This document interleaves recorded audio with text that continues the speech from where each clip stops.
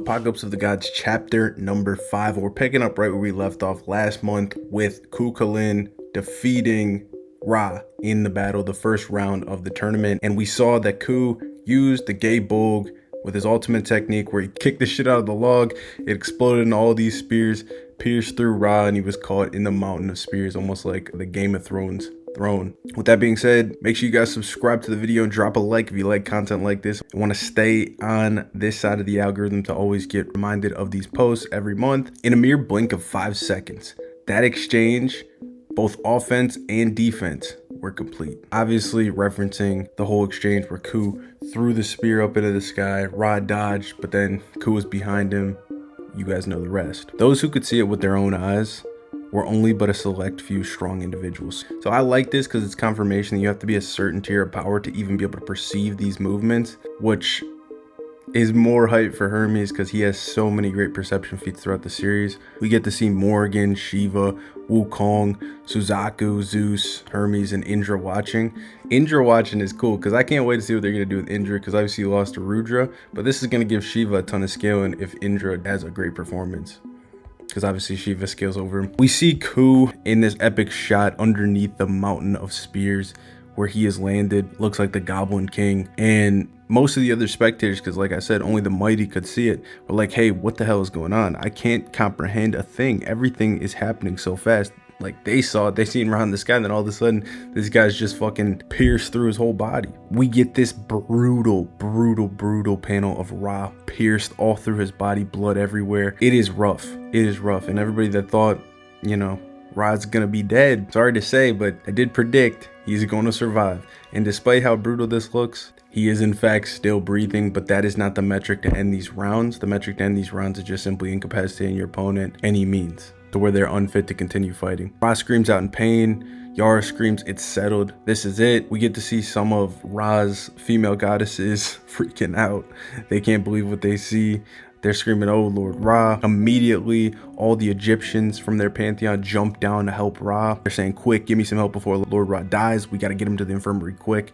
And we see Ku, as the dust is settling, finally opening up his eyes, because it seems that like when he's in that transformation, he doesn't really know what's going on. He steps down, he walks down the steps. Everybody's silent watching this. Yara says, excuse me, whoopsie daisy, once again, let me introduce the winner of the opening match, the demigod, Kukulin. Now the gods in the crowd don't seem to like Ku, and they actually seem to be scared of him here. He looks up at them, he laughs, he says, it's gotten pretty quiet around here, hasn't it? Because they were all talking so much shit on his name. The chapters where Ra was just beating Ku's ass, they're like, dude, this guy can't fight with him, get him out of here, he's a shitty demigod, all this shit. And now they're silent, you can hear a pin drop. Ku likes that shit. He says, those damn gods, what happened to all that energy before?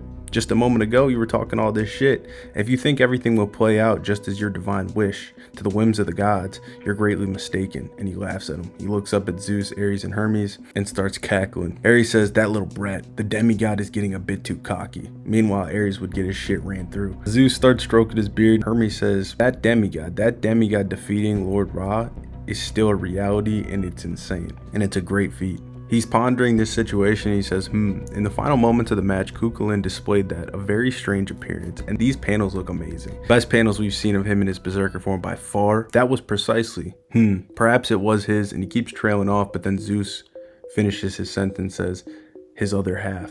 Sounds about right, and he starts laughing. So that's going to be interesting. We're going to probably get more development as the tournament goes on, what that means specifically. Zeus says, by the way, you all, did you catch that last trick of the brat? And it shows us him throwing up the spear and obviously getting behind Ra. And it makes perfect sense that Zeus would see this, of course, because he's the fastest in the verse to this point.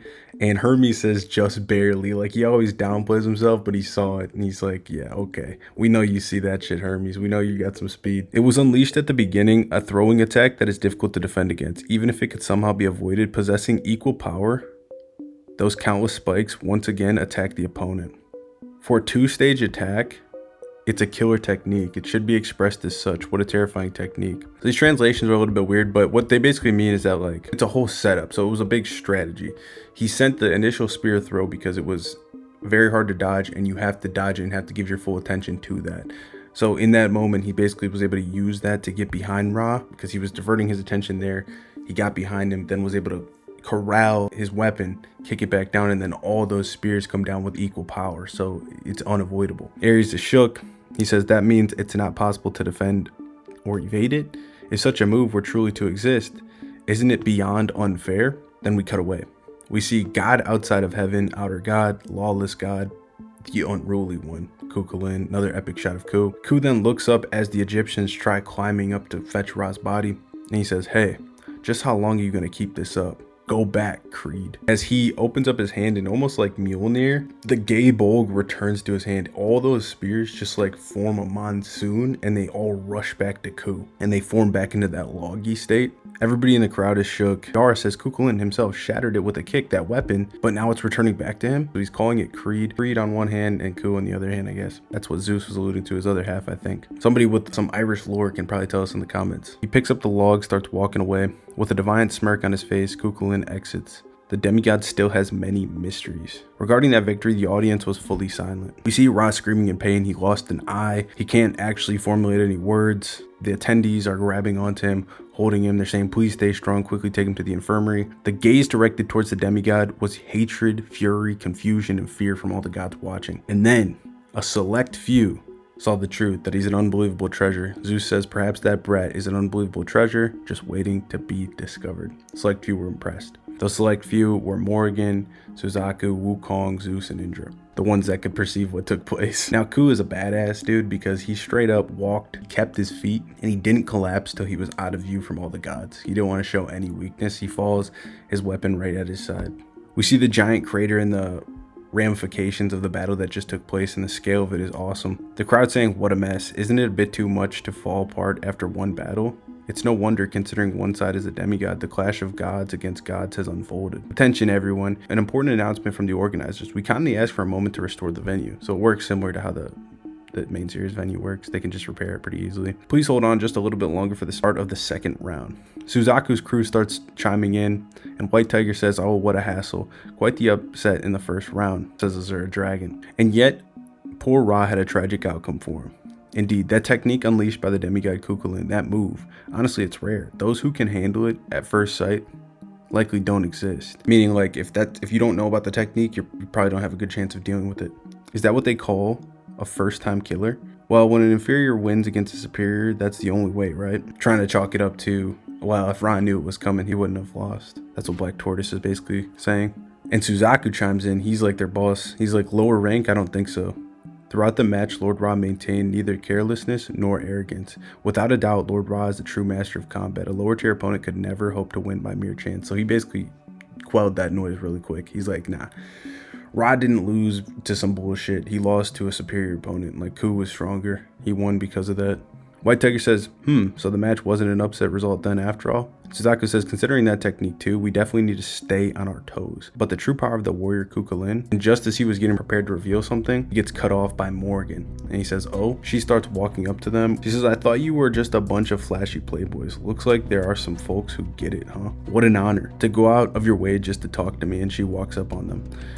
The strongest goddess Morrigan from the Celtic pantheon. What brings you here, fierce goddess of war? Don't forget, Morrigan has lost a coup. She says, oh, don't be so full of yourself. I don't need anything from you. Chattering away with that smug look on your face, you cocky brats are getting on my nerves. I was thinking about giving you a taste of my own fist, you know.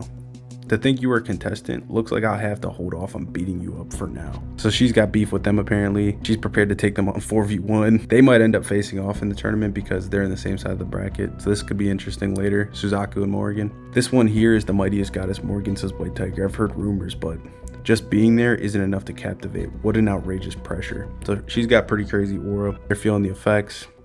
Suzaku says, my apologies. That was rude of me. Indeed, it seems I may have gone a bit overboard with my opinions. From the same hometown as Cuchulainn, I can imagine that didn't sit well with you. She says, from the same hometown. She starts laughing. That's no joke. They might mean the same pantheon, obviously. The one who wants to kill that hound the most at this festival is me. She has reason for revenge. She wants to avenge her loss. That brat has a little something coming his way. I got a score to settle, you see. Suzaku says, it's almost like you're convinced victory is just around the corner. She says, ha, I never said that. If we get to fight, I'll take him down. Even if we don't fight, I'll eventually get my chance to kill him. That's just the way it is. Ah, that's right. By the way, I'll tell you one more thing. Gay Bolg is the name of that technique. So this is 2 chapters now where they're referring to Gae Bolg not as the weapon, but as the technique. And given that Ku seemed to be calling the weapon Creed, I now believe that that might be actually the weapon name in this verse, and the technique is simply Gae Bolg. She says, as long as he has that, unless you break it, he'll always be able to steal victory away at the last minute. This is almost, to me, insinuating that they need to go destroy the weapon, they need to go destroy the means to bring about the usage of Gae Bolg, any means necessary. So we cut to Ku, who's in the infirmary now, and he's in like the most disheveled recovery room ever. We've obviously seen like some of the gods, they've had really elaborate recovery rooms like Shiva. So this just goes to show like the gods don't like Ku or don't give him any favorable treatment. He's on like this disheveled bed, he's in this room by himself, he's covered in bandages, nobody's there to help him. And he wakes up, his eyes go wide, he sits up on the bed, he's like, where am I? And we get this mysterious figure that says, oh, you finally opened your eyes. So I think what's happening is, I don't think anybody was actually going to go help Ku, because obviously you saw all those people getting rot at his probably elaborate infirmary, which we'll definitely cut back to at some point because he's alive. This guy, this mysterious person, I think saved Ku, took him to this place, and patched him up to help him. Ku is surprised, he jumps off the bed quickly and gets prepared to fight. He throws the bed at this guy, and this figure grabs the bed frame and just like crushes the whole fucking thing, knocks it away. Says, what a remarkable recovery power, Ku. Ku starts ripping off his bandages and says, what the hell, who are you? And the man says, Prometheus. This is Prometheus, the titan that gave humanity fire, and he is Wukong's opponent in round 2, which will start probably next chapter. He's got a pretty cool design. He looks very similar to Leonidas as far as attire, at least. That black muscle shirt. He does have like some different stuff around his waist and chest, but similar outfit, similar design as far as build. His face is a little bit interesting. He kind of has like that Irwin style cut from AOT. He says, I was in this heavenly realm at the very beginning. The god known as Prometheus, the outer heavenly god. To defy the gods is me, the first outer god. He was the first outer god. So this is interesting. They're making him the inception point of this whole metric. Zeus labeled him an outer god to start before anybody else got the title. I think this is pretty cool. Obviously, Zeus and Prometheus have a long history. Zeus tortured Prometheus for what he did for humanity. Day in, day out, he was tortured by this bird that would just, bite and chomp him and eat his liver every day, and then it would grow back. So he should have some kind of healing factor, which could make his fight very interesting. And also, he looks like he's going to be set up pretty strong. I do still believe that Wukong is going to win, but I'm very interested in this guy and why is he helping Ku out? There's apparently some kind of big reason that he wants to be in this tournament that we're going to find out next month. Don't forget, the reason why a lot of these gods are fighting is because the winner not only gets to get into Ragnarok, obviously, but they also get to add one provision to the Constitution of Valhalla. So they basically get leeway to make whatever rule they want uncontested. So it's a big opportunity. So most of them probably don't even care about the Ragnarok tournament. They just want that rule. So I think that's what Prometheus is here for. But yeah, good chapter. We got a lot to build on. Next month's chapter should be cool. We should get into the Prometheus and Wukong fight. At least we'll get the introductions probably. I do like the fact that Ra is still alive. I also like the fact that there's storylines playing out that aren't just in the fights. So similar with Record of Ragnarok, we're going to have shit going on behind the scenes. Let me know what you guys think about the chapter. Drop it in the comments below, and I'll see you guys in the next one. Peace.